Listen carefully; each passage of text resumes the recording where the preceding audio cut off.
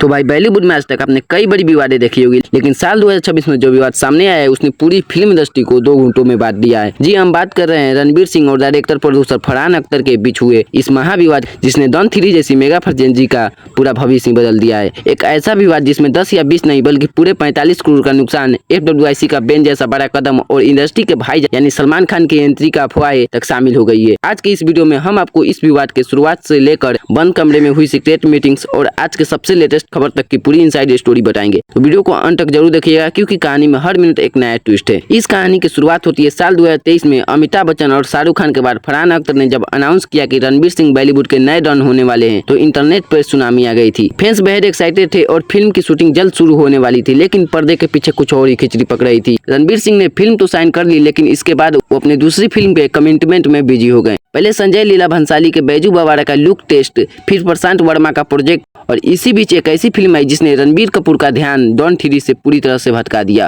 और वो फिल्म थी डायरेक्टर आदित्य धर की धुरंधर। बॉक्स ऑफिस पर लगातार कुछ फ्लॉप फिल्म देने के बाद रणबीर सिंह की अपनी पोजीशन मजबूत करने के लिए एक बड़ी हिट की तलाश थी और जब उनकी फिल्म धुरंधर सिनेमा घर में रिलीज हुई तो वो एक ब्लॉकबस्टर साबित हुई और इस फिल्म की भारी सफलता के बाद रणबीर सिंह का कॉन्फिडेंस 7वें आसमान पर पहुंच गया। यही से डॉन 3 का असली ड्रामा शुरू हुआ। 20 दिसंबर 2025 को जब डॉन 3 की शूटिंग शुरू होने में सिर्फ 3 हफ्ते बचे थे तो रणबीर सिंह ने अचानक इस फिल्म से अपना नाम वापस ले लिया। उन्होंने मेकर्स यानी एक्सेल एंटरटेनमेंट को झटका देते हुए यह साफ कर दिया कि अब वो फिल्म नहीं करेंगे। अब आप सोच रहे होंगे कि एक एक्टर की फिल्म छोड़ने से इतना बड़ा विवाद क्यों खड़ा हुआ, तो बात को समझिए। फरहान अख्तर और रितेश सिधवानी की कंपनी एक्सेल एंटरटेनमेंट फिल्म की प्रोडक्शन पर पानी की तरह पैसा बहा चुकी थी। विदेशों में लोकेशन रेस हो चुकी थी, होटल्स बुक थे और 200 से ज्यादा क्रू मेंबर्स की सैलरी लॉजिस्टिक तय थे। रणबीर के अचानक जाने से मेकर्स को सीधे 45 करोड़ का टैक्स चुना लगा। फरहान अख्तर इस बात से इतना नाराज हुए कि वो सीधे IFTDA Indian film and television director association में शिकायत दर्ज करा दी। मामला पहुंचा FWIC के पास और 25 मई 2026 को FWIC ने रणबीर सिंह के खिलाफ एक नॉन कोऑपरेशन डायरेक्टिव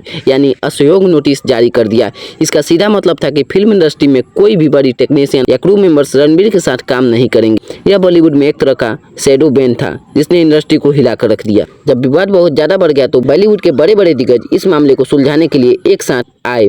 वैरायटी के रिपोर्ट के मुताबिक एक हाई प्रोफेशनल सीक्रेट मीटिंग रखी गई। इस मीटिंग में आमिर खान, अनिल कपूर, रोहित शेट्टी, राजकुमार हिरानी और वाईकॉम 18 के हेड अजीत अंधारे जैसे लोग मौजूद थे। रणबीर सिंह ने मीटिंग में अपना पक्ष रखते हुए कहा कि वो स्क्रिप्ट से खुश नहीं थे। फिल्म की बजट 350 करोड़ से घटाकर 150 करोड़ कर दिया था और उन्हें कोई साइनिंग अमाउंट नहीं मिला था। लेकिन फरहान अख्तर वास्तविक चार्ट्स के प्रिंट आउट लेकर आए थे जिसमें रणबीर ने पहले स्क्रिप्ट ड्राफ्ट की तारीफ की थी। मामले को रफा दफा करने के लिए रणबीर सिंह की टीम ने फरहान को एक 35 करोड़ का पीस ऑफर दिया। इसमें उन्होंने 10 करोड़ का कैश हर्जाना और एक्सेल एंटरटेनमेंट की अगली फिल्मों के लिए अपनी फीस में 25% डिस्काउंट जो करीब 25 करोड़ बनता है देने की बात कही। लेकिन फरहान अख्तर ने इस ऑफर को लात मार दी और साफ कहा कि वो रणबीर के साथ कभी काम नहीं करना चाहती, उन्हें सिर्फ उनका हर्जाना कैश में चाहिए। अब आते हैं इस विवाद के उस हिस्से पर जो पिछले कुछ दिनों में सोशल मीडिया पर आग की तरह फैल रहा था। खबर आने लगी कि बॉलीवुड के भाईजान यानी सलमान खान ने इस लड़ाई को शांत कराने के लिए जिम्मा उठाया है। मीडिया रिपोर्ट्स में दावा किया गया कि सलमान ने रणबीर और फरहान दोनों को पर्सनली फोन किया, उन्हें समझाया कि क्रिएटिव मतभेद चलते रहते हैं और उन्हें कोर्ट कचहरी का चक्कर छोड़कर आपस में बात सुलझानी चाहिए। राखी सावंत ने भी रणबीर का सपोर्ट करते हुए FWIC को चैलेंज दिया कि दम है तो सलमान खान को बैन करके दिखाओ। लेकिन गाइज, क्या सच में सलमान खान इस मामले में कूदे थे? सच तो यह है कि यह खबर एक कोरी अफवाह निकली। हिंदुस्तान टाइम, HT और कई बड़े मीडिया हाउस ने अपनी एक्सक्लूसिव फैक्ट चेक रिपोर्ट में साफ कर दिया कि सलमान खान ने न तो रणबीर को फोन किया और न ही फरहान अख्तर को। सलमान का इस डॉन 3 विवाद से दूर दूर तक कोई लेना देना नहीं है। तो भाई इतने लंबे समय से विवाद चलते रहा और कहानी में यू टर्न तब आया जब रणबीर सिंह ने चुप रहने के बजाय कानूनी रास्ता चुना। रणबीर ने खुद पर लगे इस नॉन कोऑपरेशन निर्देश के खिलाफ सीधे FWIC को एक कड़क लीगल नोटिस भेज दिया। इस लीगल नोटिस के आते ही FWIC के सुर बदल गए। हमने कहीं भी बैन वर्ड यूज किया है, हमारे पास अथॉरिटी नहीं है बैन करने की, it's not a judiciary. FWIC के प्रेसिडेंट BN तिवारी और प्रोडक्शन गिल्ड की दखल अंदाजी के बाद 3 जून 2026 को FWIC ने रणबीर सिंह पर अपना नॉन कोऑपरेशन ऑर्डर तुरंत प्रभाव से वापस ले लिया। जी हां, रणबीर सिंह पर यह अनऑफिशियल बैन अब पूरी तरह से हट चुका है। हालांकि इसका मतलब यह नहीं कि फरहान और रणबीर के बीच सब ठीक हो गया है, लेकिन दोनों के बीच कड़वाहट अभी भी बरकरार है। रणबीर सिंह अब डॉन 3 का हिस्सा नहीं है, बल्कि वो अपने अगले प्रोजेक्ट प्रलय पर फोकस कर रहे हैं।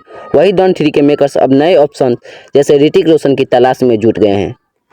तो भाई यह थी डॉन 3 की लेकर रणबीर सिंह और फरहान अख्तर के बीच हुए अब तक के सबसे बड़े विवाद की पूरी कहानी। रणबीर सिंह को एक एंड वक्त पर फिल्म छोड़ना सही था या गलत, और क्या फरहान अख्तर की 45 करोड़ मांगना जायज़ है? अपनी राय कमेंट में नीचे जरूर लिखें और वीडियो पसंद आए तो वीडियो को लाइक एंड चैनल को सब्सक्राइब कर दें।